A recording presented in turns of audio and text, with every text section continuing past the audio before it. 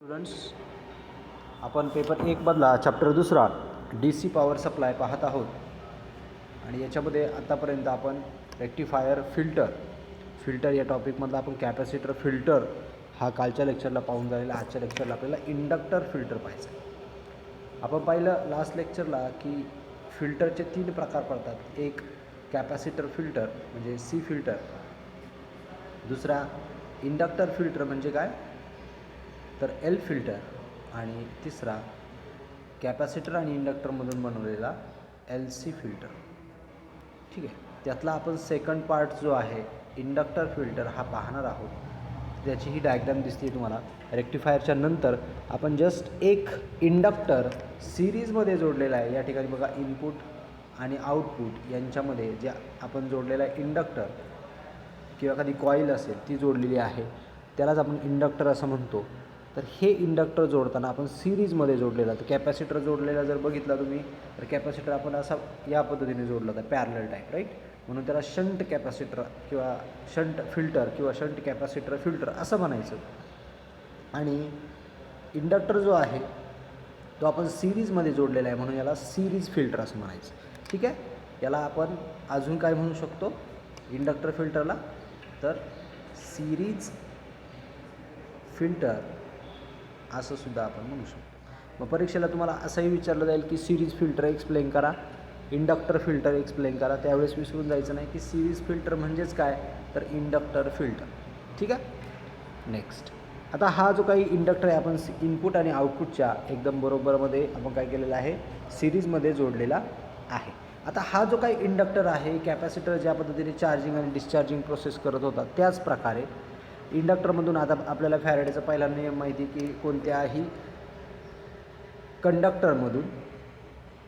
कंडक्टरमधून ज्यावेळेस आपण current pass करतो त्यावेळेस त्या कंडक्टरच्या भोवती काय तयार होतं तर मॅग्नेटिक फ्लक्स किंवा मॅग्नेटिक फील्ड तयार होतं, राईट. तर हे मॅग्नेटिक फील्ड जे आहे ते इथेही क्रिएट होणार आहे. जसं रेक्टिफायरच्या आउटपुटला तुम्हाला काय भेटणार आहे सम पार्ट ऑफ AC भेटणार आहे, बरोबर.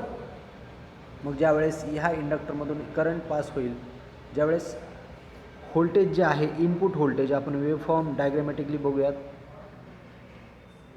या पद्धतीने. ज्यावेळेस इनपुट हे इन्क्रीज व्हायला सुरुवात होईल, पेन चेंज करतो मी, इन्क्रीज व्हायला सुरुवात होईल कुठपर्यंत पीक पॉईंटपर्यंत ज्यावेळेस इनपुट व्होल्टेज इन्क्रीज होईल त्यावेळेस करंटसुद्धा काय होणार आहे इन्क्रीज होणार आहे. आणि करंट जर इन्क्रीज झाला तर त्या इंडक्टरच्या भोवती काय तयार होणार आहे मॅग्नेटिक फील्ड क्रिएट होणार आहे. आणि ते मॅग्नेटिक फील्ड जे आहे ते कसं असणार आहे जास्त असणार आहे. कारण करंट जास्त फ्लो झाल्यानंतर जास्त मॅग्नेटिक फील्ड कशावर डिपेंड असतो तर करंटवर डिपेंड असतो, राईट. तर करंट ज्यावेळेस इन्क्रीज होतं त्यावेळेस मॅग्नेटिक फील्ड काय होतं इन्क्रीज होतं. आता ही झाली पहिली कंडिशन. ठीक आहे, त्यावेळेस तुम्हाला या पद्धतीने आउटपुट मिळून जाईल या पद्धतीने. ठीक आहे, इथे तुम्हाला काय झालं तुमचा मॅग्नेटिक फील्ड इन्क्रीज झाला. मॅग्नेटिक फील्डच्या अक्रॉस तुम्हाला काय भेटतं इकडे आउटपुट भेटते, राईट. म्हणजे आता नेक्स्ट कंडिशन पीक पॉईंटपासून ज्यावेळेस इथे वेगळा पेन घेतो मी, पीक पॉईंटपासून नंतर जसं आपलं व्होल्टेज जे आहे ते डाऊन होत जाईल, कमी होत जाईल झिरोकडे, तसं हे रेक्टिफायरचं आउटपुट या पद्धतीने काढायला पाहिजे. निगेटिव्ह हाफ सायकल येणार नाही या ठिकाणी. इथे आपण पूर्णपणे AC सप्लाय घेतला होता, त्या ठिकाणी आपण आता DC सप्लाय घेऊयात जो की रेक्टिफायरचं आउटपुट या पद्धतीचं असणार. ठीक आहे, आपण रेक्टिफायर जोडलेल्या इंडक्टरला रेक्टिफायरचं आउटपुट कसं असणार आहे, हे कसलं आउटपुट आहे रेक्टिफायरचं आउटपुट आहे. ठीक आहे, रेक्टिफायर आउटपुट. तर हे रेक्टिफायरचं आउटपुट दिसतंय तुम्हाला. आता ज्या वेळेस पीक व्होल्टेजपासून जसं डाऊनवर्ड होईल व्होल्टेज, डाऊनवर्ड झाल्याच्या नंतर इथे आता डाऊनवर्ड होत जाईल, बरोबर. पीकपासून तर झिरोपर्यंत ज्यावेळेस व्होल्टेज येईल त्यावेळेस करंट काय होणार आहे डिक्रीज होणार आहे. पण करंट जरी डिक्रीज झाला तर अगोदरचं मॅग्नेटिक फ्लक्स जे आहेत ते तसेच असणार आहेत. म्हणजेच काय मॅग्नेटिक फील्ड एकदम जसं करंट एकदम रॅपिडली डाऊन होईल तसं मॅग्नेटिक फील्ड एकदम डाऊन होईल का नाही होणार. आणि ह्याच प्रोसेसमुळं जसं आपला तिकडं डिस्चार्जिंग जे प्रोसेस होती किंवा डिस्चार्जिंग जो पाथ होता, जसं आपलं चार्जिंग या पद्धतीने होत होतं मात्र डिस्चार्ज व्हायला खूप टाईम लागायचा. चार्जिंग व्हायला फास्ट व्हायची, डिस्चार्ज व्हायला टाईम लागायचा. त्याच्यामुळे आपल्याला काय भेटत होतं स्टेडी आउटपुट भेटत होतं. कसं म्हणजे ह्या 2 डॉटेड लाईनमध्येच आपल्याला आउटपुट भेटत होतं. थोडेसे व्हेरिएशन्स भेटत होते, पण ते किती होतं व्हेरिएशन्स, इतकंच व्हेरिएशन होत होतं, राईट. म्हणजे आपल्याला आउटपुट कसं भेटत होतं, तर स्टेडी आउटपुट भेटत होतं. आणि त्याच्यामुळं इथेही जसं चार्जिंग आणि डिस्चार्जिंग प्रोसेस आहे, पुन्हा एकदा समजून सांगतो बघा नीट. 0पासून व्होल्टेज जे आहे ते इन्क्रीज जर झालं तर करंट इन्क्रीज होणार आहे, करंट इन्क्रीज झाला तर मॅग्नेटिक फील्ड इन्क्रीज होणार आहे. त्याच्यामुळं ज्याप्रमाणे चार्जिंग प्रोसेस आहे त्याप्रमाणे आपल्याला या ठिकाणी आउटपुट स्टेडी करंट भेटेल. ठीक आहे. नेक्स्ट प्रोसेस आहे की समजा आता पीक व्होल्टेजपासून आता व्होल्टेज तुमचं डाऊन झालं 0कडे. ज्यावेळेस पीकपासून 0कडं व्होल्टेज डाऊन होतं आहे त्याच्यामुळं करंटसुद्धा डाऊन होतो. आणि जर करंट डाऊन झाला मात्र इंडक्टरच्या भोवतीचं जे काय मॅग्नेटिक फील्ड आहे ते एकदम रॅपिडली काय डाऊन होत नाही. रॅपिडली डाऊन होत नसल्यामुळं आपण काय म्हणू शकतो, ते काय होतं, थोडंसं स्लो लेवलला डाऊन होतं या पद्धतीने. पुन्हा ज्यावेळेस नेक्स्ट पीक येणार आहे या पॉईंटला, मी डॉटेड लाईन खाली घेतो, नेक्स्ट पीक येणार आहे त्यावेळेस तो पुन्हा काय होईल, थोडासा चार्जिंग होईल, थोडासा इन्क्रीज होईल, पुन्हा डाऊन होईल. कारण का, मॅग्नेटिक फील्ड पूर्णपणाने कमी होत नाही आहे. नेक्स्ट पीक येतपर्यंत म्हणजे या पॉईंटला पुन्हा तो काय होईल, थोडासा चार्ज म्हणजे काय, थोडासा पुन्हा काय होईल, मॅग्नेटिक फील्ड इन्क्रीज होईल, पुन्हा काय होईल, हळूहळू मॅग्नेटिक फील्ड कमी व्हायला सुरुवात होईल. मात्र रॅपिडली कमी होणार नाही. म्हणजे अपेक्षित काय होतं, जसा करंट इन्क्रीज झाला, इथे काय झाला, करंट इन्क्रीज झाला, करंट इन्क्रीज झाला, राईट. इथे काय झाला, करंट डिक्रीज झाला. करंट डिक्रीज झाल्यानंतर मॅग्नेटिक फील्ड डायरेक्टली खाली येत नाही. ही बेसिक गोष्ट लक्षात ठेवा. कारण का, एकदम मॅग्नेटिक फील्ड कमी होणार नाही, ती थोड्या काही सेकंद ते मॅग्नेटिक फील्ड तसंच राहणार आहे. त्याला आपण असं म्हणू शकतो की मॅग्नेटिक फील्ड रॅपिडली डाऊन होणार नाही. आणि म्हणून आपल्याला या पद्धतीचा वेव्ह फॉर्म भेटणार आहे. म्हणजेच आपण ह्या वेव्ह फॉर्मचं जे काय रेक्टिफायरचे आउटपुट आहे त्या वेव्ह फॉर्मचं या वेव्ह फॉर्ममध्ये आपण कन्व्हर्जन केलं बाय युजिंग इंडक्टर फिल्टर. आणि हे इंडक्टर फिल्टरचं काम कशासारखं आहे, तर सेम कॅपॅसिटरसारखं आहे. तिकडं फक्त चार्जिंग आणि डिस्चार्जिंग प्रोसेस आहे, इथं काय मॅग्नेटिक फील्ड आहे. काय सांगितलं पुन्हा एकदा सांगतो, नेक्स्ट डायग्रॅममध्ये बघा, एकच वेव्ह फॉर्म बघू आपण ही, राईट. या वेव्ह फॉर्मला काय आउटपुट येते, आपल्याला काय पाहिजे, तर इन प्युअर डी सी आहे हे, त्याचा आपल्याला काय पाहिजे, प्युअर डी सी. म्हणजे प्युअर डी सी अपेक्षित कसं आहे, या पद्धतीचं आहे, राईट. म्हणजे आपल्याला काय करायच्यात, रिपल्स कमी करायच्या आहे. ह्या जे काय आहेत याला काय म्हणू आपण, रिपल्स आहे त्या, राईट. रिपल्स म्हणजे काय, अनवॉन्टेड सिग्नल आहे. आपल्याला कसा हवा आहे सिग्नल, एकदम स्ट्रेट लाईनमध्ये हवा आहे, राईट. तर मग ज्यावेळेस व्होल्टेज रेक्टिफायरचं आउटपुट जे आहे, आउटपुट व्होल्टेज काय झालं, 0पासून हळूहळू इन्क्रीज होत गेलं कुठपर्यंत, याला आपण पीक म्हणतो, पीक व्होल्टेज म्हणतो. हे पीक व्होल्टेजपर्यंत ज्यावेळेस व्होल्टेज इन्क्रीज होत जाईल त्यावेळेस जे काही रेक्टिफायरचं आउटपुट जे आहे, आउटपुट करंट जो आहे तो काय होईल, इन्क्रीज व्हायला सुरुवात होईल. आणि ज्यावेळेस तो इन्क्रीज व्हायला सुरुवात होईल त्यावेळेस काय होईल, मॅग्नेटिक फील्डसुद्धा इन्क्रीज होईल. आणि मॅग्नेटिक फील्डच्या ॲक्रॉस तुमचं आउटपुट आहे, त्याच्यामुळे आपण मॅग्नेटिक फील्ड कसं वर्क होतं आहे ते बघूयात, राईट. तर पीक व्होल्टेजपर्यंत, या पीक व्होल्टेजपर्यंत तुमचं काय होईल, आउटपुट या पद्धतीचं राहील, बरोबर. त्यानंतर पीक व्होल्टेजपासून आता व्होल्टेज काय झालं, रेक्टिफायरचं कमी होत चाललं आहे. म्हणजे करंटसुद्धा कसा होणार आहे, कमी. व्होल्टेज कमी म्हणजे करंट, कारण का V = I × R. याच्यावरून आपल्याला असं लक्षात येतं की व्होल्टेज आणि करंट हे कसे आहेत, एकमेकांना डायरेक्टली प्रोपोर्शनल आहेत, राईट. म्हणजेच व्होल्टेज जर कमी होत असेल तर करंटसुद्धा कमी होणार आहे. आणि करंट जर कमी झाला तर मॅग्नेटिक फील्ड एकदम डायरेक्टली कोलॅप्स होत नाही, तर ते हळूहळू कोलॅप्स होतं, राईट. कारण फ्लक्स तसेच राहतात, ते कुठेही लिंक होत नाही. म्हणून या पॉईंटपासून व्होल्टेज जे आहेत किंवा आउटपुट जे आहे फिल्टरचं, इंडक्टरच्या ॲक्रॉसचं आउटपुट डायग्रॅममध्ये बघूयात. म्हणजेच काय, तर इथलं आउटपुट जे आहे या RLच्या ॲक्रॉस लगेचली रॅपिडली डाऊन होणार आहे का, जसं वरती रॅपिडली डाऊन झालं आहे करंट तसा नाही, तो थोडासा खाली आहे. कारण मॅग्नेटिक फील्ड काय होईल, थोडंसं कमी होईल. पण ज्यावेळेस पुन्हा एकदा नेक्स्ट पीक येईल, इथे येईल, त्यावेळेस तो पुन्हा काय होईल, थोडासा या पॉईंटपासून थोडासा पुन्हा वरती जाईल, मॅग्नेटिक फील्ड इन्क्रीज होईल, पुन्हा डाऊन होईल, पुन्हा इन्क्रीज होईल, पुन्हा डाऊन होईल. या पद्धतीने तुम्हाला काय भेटेल, आउटपुट भेटेल. आणि जर तुम्ही व्हेरिएशन बघितले तर बघा, म्हणजे इथपासून तर इथपर्यंत एवढंच व्हेरिएशन भेटते, जे की अगोदर इथपासून तर इथपर्यंत व्हेरिएशन भेटत होतं. म्हणजेच काय, रिपल्स कमी झाला की नाही, ह्याला आपण रिपल म्हणतो, बरोबर ना. आउटपुट कसं पाहिजे, एकदम डायरेक्ट लाईन पाहिजे. मात्र इथं काय भेटते तुम्हाला, या पद्धतीने अशा रिपल्स भेटत आहेत. मग ह्या रिपल्स पूर्णपणे आपण काय केलेलं, जवळजवळ काढून टाकण्याचं काम आपण केलेलं आहे. म्हणजेच कोणी केलेलं आहे, इंडक्टर फिल्टरने केलेलं आहे. समजलं इंडक्टर फिल्टर कसा वर्क करतो ते. फक्त दोनच गोष्टी लक्षात ठेवायच्या. ज्यावेळेस 0पासून तर व्होल्टेज रेक्टिफायरचं आउटपुट जे आहे ते 0 टू पीकपर्यंत ज्यावेळेस जातं त्यावेळेस करंट इन्क्रीज होतं, मॅग्नेटिक फील्डसुद्धा इन्क्रीज होतं.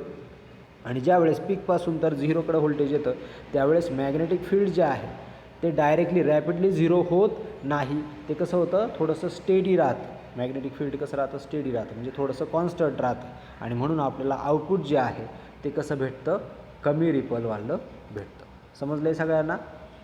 इथे इंडक्टर फिल्टर आपला संपलेला आहे. आता थोडंसं टेक्निकल भाषेमध्ये आपण समजून घेऊयात कॅपॅसिटर फिल्टर आणि इंडक्टर फिल्टर. ठीक आहे. बघा, अगोदर आपण कॅपॅसिटर फिल्टर समजून घेऊयात आणि इथे इंडक्टर फिल्टर आहे. ठीक आहे. हा L आणि हा C. ठीक आहे. तर आता कॅपॅसिटर फिल्टर कसा आपल्याला आउटपुट, बघा आपल्याला काय पाहिजे तर रेक्टिफायरच्या नंतर फिल्टरच्या नंतर काय पाहिजे तर प्युअर DC पाहिजे. प्युअर DC म्हणजे त्याच्यामध्ये ACचे पार्टिकल्स नको, राईट. ACचे पार्टिकल्स काय झाले पाहिजे, कमी झाले पाहिजे. आपल्याला कसं आउटपुट आलं पाहिजे, जवळजवळ जसं बॅटरीचं आउटपुट असतं कॉन्स्टंट तसं आउटपुट आलं पाहिजे. म्हणजे काय, प्युअर DC आउटपुट आलं पाहिजे. हे काम करण्याचं काम कोण करते तर कॅपॅसिटर करतो आणि इंडक्टर करतो.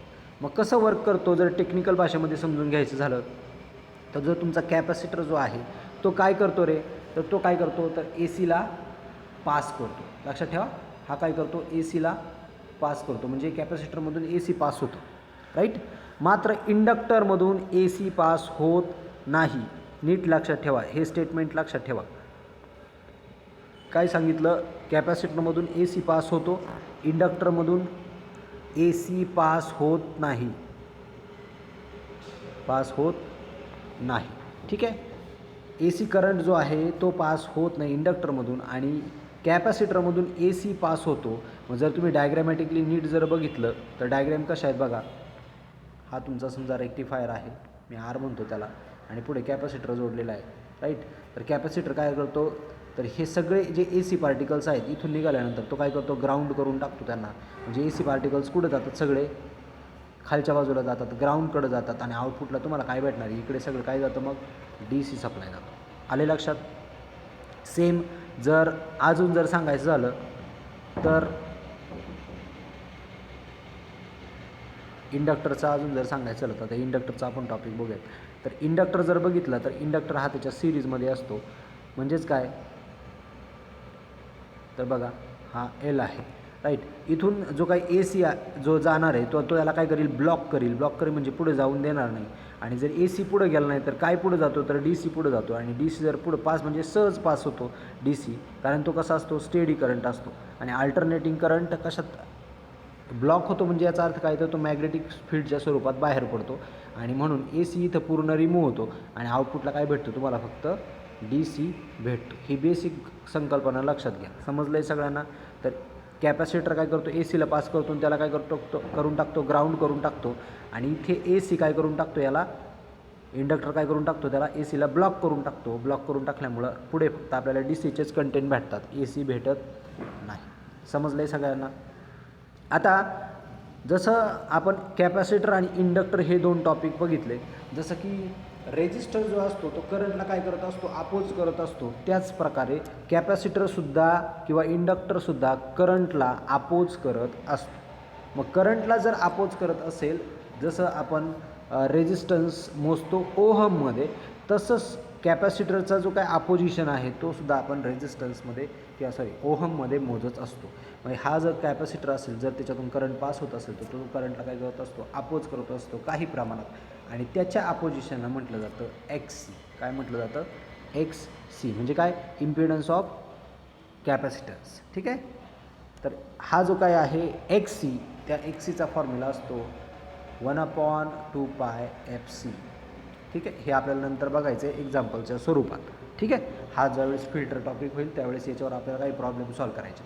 आणि जर इंडक्टरने अपोजिशन केलं तर त्याला म्हटलं जातं XL. XL म्हणजे शर्टची साईज नव्हे. XL म्हणजे काय तर इंडक्टरने अपोजिशन केलेल्या टर्म्सला XLने दर्शवलं जातं. जसं XC एक्सी म्हणजे काय, कॅपॅसिटरने केलेलं अपोजिशन, त्याला कॅपॅसिटिव्ह रिॲक्टन्स असं म्हटलं जातं. आणि एक्सेल म्हणजे काय, तर इंडक्टिव्ह रिॲक्टन्स. ठीक आहे, हे लिहून घ्या. ठीक आहे, रिॲक्टन्स.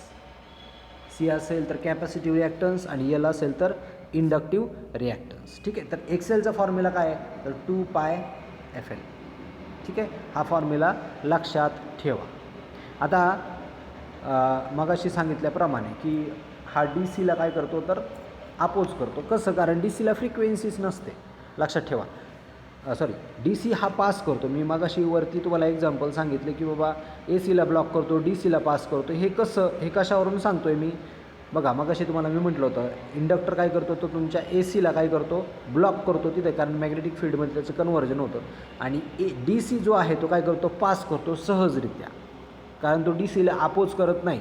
कसं, तर बघा इथे आपण या फॉर्म्युल्यामध्ये व्हॅल्यूज टाकूया. आता डी सीला मला सांगा, डी सीला फ्रिक्वेन्सी असते का, तर डी सीला 0 फ्रिक्वेन्सी असते. डी सीला कोणतीही फ्रिक्वेन्सी नसते, कारण अल्टरनेटिंग करंटच नसतो त्याच्यामध्ये.